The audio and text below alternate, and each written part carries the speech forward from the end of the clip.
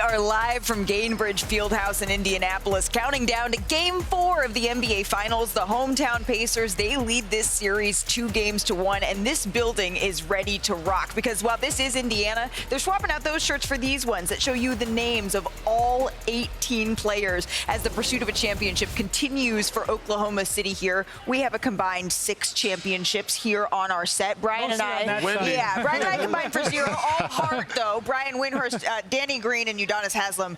UD, have you added a ring every day that we've been here to the set? I sure have. Okay, so we're building up to this all-important Game 4 because we know what could happen. Think about what happened if the Indiana Pacers are able to get to the win tonight. When they get a 3-1 lead, if you look at a series, the finals, they have a 37-1 series record. The lone comeback, the 2016 Cavaliers. So it's not impossible, right?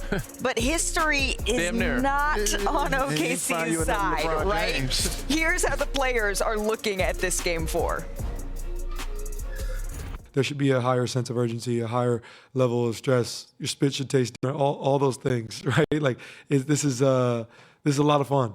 At the end of the day, we have to be who we are and who we've been all season. If we want to give ourselves a chance in this area, it has to be the same thing. It's got to be a killer edge to beat these guys. I mean, we're going to be an underdog in every game in this series.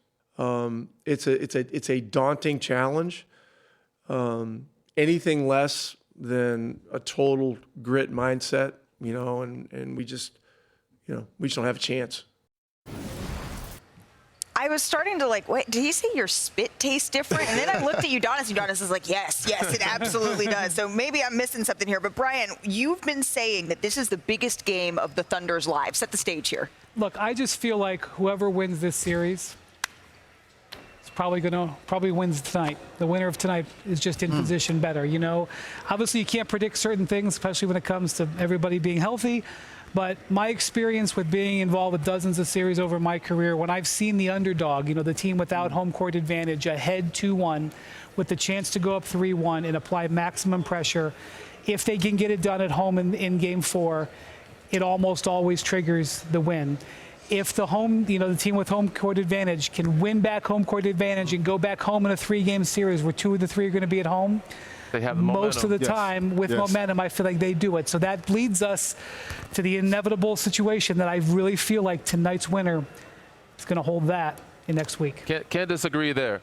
But I think also this is the most important game for everybody on that floor outside of Pascal Siakam. Like the most important defining moment. This could define SGA's legacy. J-Dub, Chet, even Tyrese Halliburton.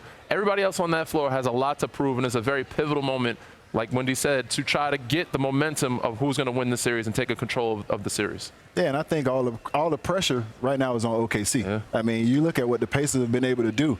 They're imposing their will on OKC. And when I came into the series, I said, I want to see who's going to impose their will because we have dynamic offenses, we have dynamic defense. Yeah. And they're imposing their will on them right now. What does pressure do to a young group? You're a young team who hasn't been there before. The biggest game, as Danny Green has said, for most of these guys in their careers, in their basketball lives, does pressure make you fold? Does pressure build diamonds? Like we're seeing, I'm blinded by the diamonds in front of you. You hope they're too young to know any better, not let it get to them. You want to play free and fearless. A lot of those guys, if you see Nembhard, Nesmith, you want them to play fearless. And if I'm one of those other guys, like what I would try to look at it and attack this and approach this like I can win this game for my team. Like nobody's predicting for a Danny Green or a Nembhard or Nesmith to come out and have a big game, a Cason Wallace or an Aaron Wiggins.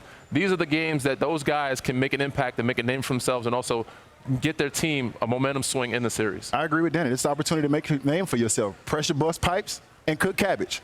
you want to cook cabbage or you want to bust the pipes. So I love it. If you look UD's, UD's euphemisms are some of my favorite things. I think it would be they have a blueprint, right, that they found in this Game 3. And I'm not saying they shut down Shai Gilgeous-Alexander. He still had slowed him down. 24 points or something. They did slow him down, right? It wasn't what you expect from a MVP. Tyrese Halliburton, they shared exactly what they saw, both Shai and Tyrese, in that Game 3. Let's take a listen to them in their own words.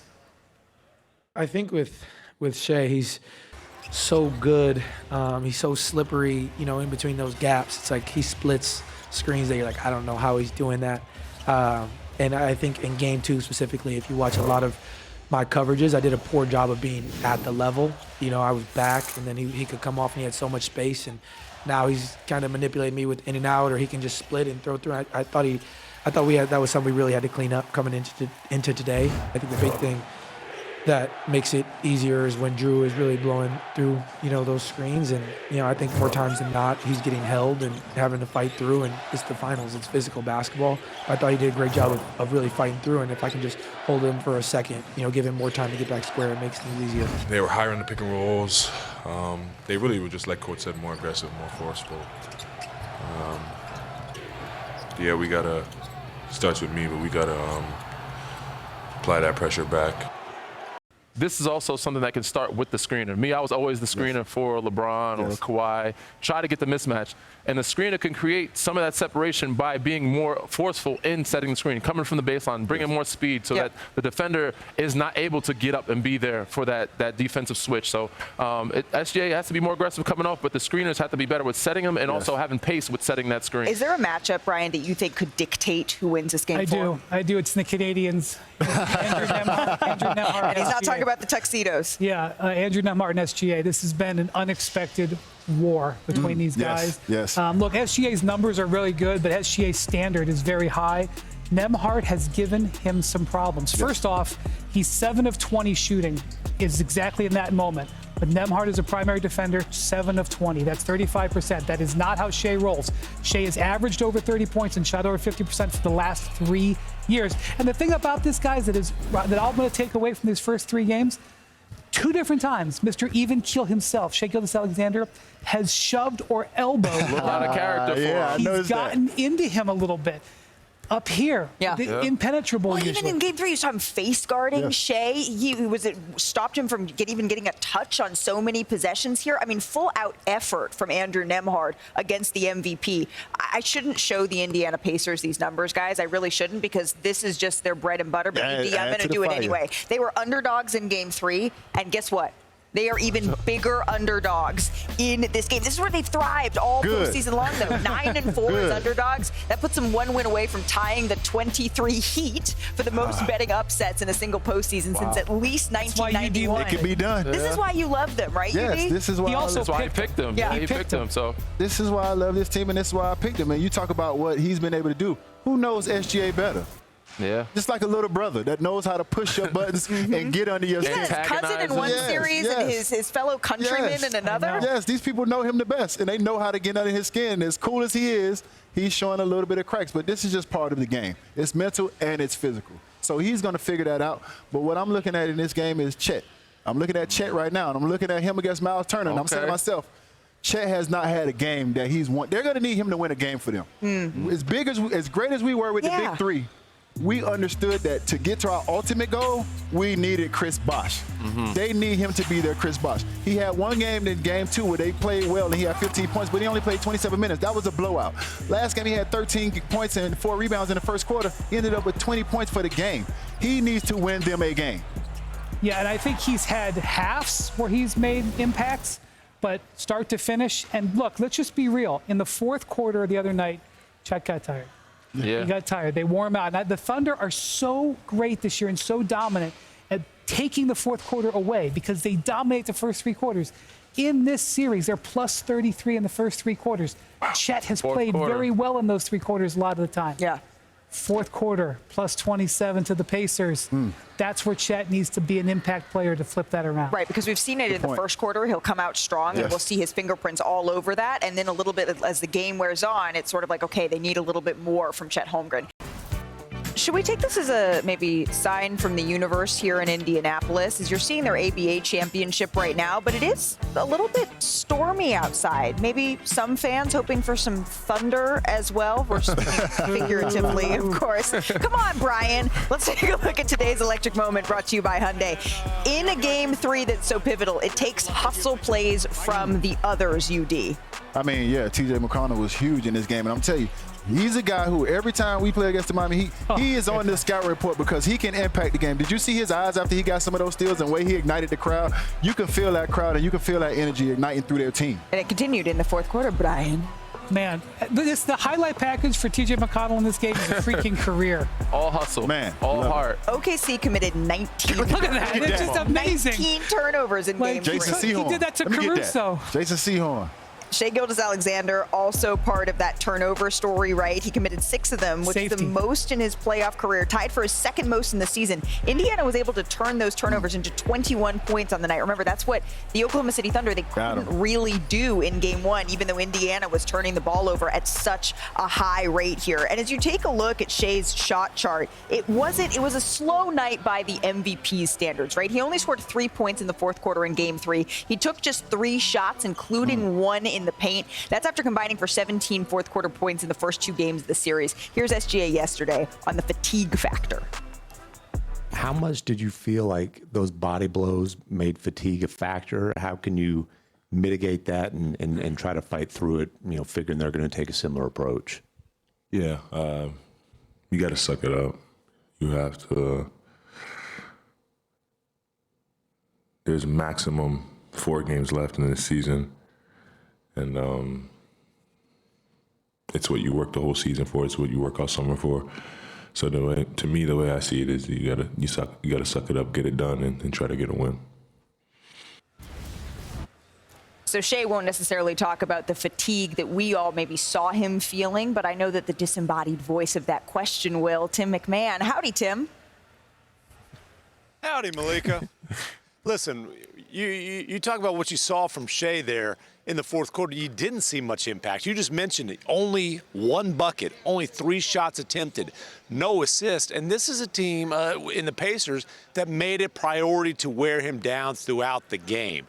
They picked him up on an average as he's bringing the ball up the floor, 65+ feet away from the hoop, the highest pickup point in any game in his career. They blitzed him 12 times in the half court, the most of any playoff game in his career. Made him work on the other end of the floor. 22 shots, he was the primary defender. That's the most of any playoff game in his career. That's what got him. It was body blow after body blow after body blow. It's no surprise he didn't have a lot of gas left in the tank come fourth quarter, whether he wants to admit that or not. Well, it's something that certainly we should all keep an eye on going into this game 4, whether or not they can continue to wear down on the finals MVP the MVP rather, because he has been pretty unflappable. We call him Shea Butter for a reason, because he is smooth all the time. And maybe just a little bit, we were starting to see some cracks in that armor. Tim McMahon, thank you so much for stopping by with that insight here. Let's just take a look again at the numbers behind teams that trail 2-1 in the finals. They have a 4-3 record in this series. The 2015 Warriors, 2016 Cavaliers, the 2021 Bucks, and the 2022 Warriors all overcame 2-1 deficits to raise a banner. I'm thinking about 2013 right now, gentlemen, because it's the exact same makeup, right? The San Antonio Spurs, your Spurs won game 1 of that series, if I'm correct. You stole one in Miami against Udonis, right? So you stole one in Miami. Then you guys were able to defend home court in game 2. We went 1-1. And then you went on the road in the same fashion, and you were able to steal game 3. And so we wouldn't say steal. And the format changed after that year as well. So instead of going 2-3-2, because once we stole one in Miami, we then had home court because the next 3 games in San Antonio. Now it's 2-2, 1-1-1. But yeah, that's a very pivotal moment, and this is a very pivotal moment for these groups. But Shai, and before the series, we predicted who would win, who would be Finals MVP. The only way OKC wins if Shai is MVP. It's different for Indiana. They could have Pascal be MVP. They could have Miles Turner, Nathan. They could have a multitude of guys that could be up for the Finals MVP. OKC does not win this Finals without Shai being MVP. He has to be aggressive. He has to get the free throw line. Fatigue is not an excuse. And if he's not playing MVP level, they do not win this series. And to the common eye at home, you would look at the trapping him and the picking him up 65 feet away from the basket. But me and Danny shook our heads. 22 times he was the primary defender. That is also a way to wear on someone. He did it in the Knicks series. This is the genius of Rick Carlisle. I'm going to put Brunson, I'm going to put Cat in those pick and roll. And he did the same thing with Chet or Holmgren. And the first guy in that pick and roll every time was SGA, getting hit, having to get over, having to get under, having to get through a pick and roll. That wears on you. Are there any parallels you played with an elite guard? I'm thinking of like Dwayne Wade, 2006, and what they're asking of Shaq. Cooking. He was cooking, but he did it on both ends. And right now, to be a champion, you have to do champion things on both ends of the basketball court. And I understand you're tired, and he did admit it. He says it doesn't matter, but it ain't no time to be tired, bro. He did have a little help with Shaq. unfortunately, SGA does not have a Shaq. So Chet has to step up and be somewhat, and so does J-Dub. But SGA, this is their identity. He has to be that guy all year long. He has to show up and be the MVP. That was the complexion in that Game 3 that we were talking about in 2013. It was a huge night from LeBron, from Dwayne Wade, and from Chris Bosh. Yeah, you went back to 2013. I'll go back to last month. Let's just remember that a month ago, again, Denver, the Thunder were in this exact same spot. They lost Game 3 to go down 2-1. They had let up Game 1 get away from them. SGA had the smile going into the tunnel. SGA was smiling. And then he came back and delivered great games in Games 4 and 5. They flipped the series. They end up here. That's what they're going to need. He's been in this spot before. He has tasted this before, just not at this level.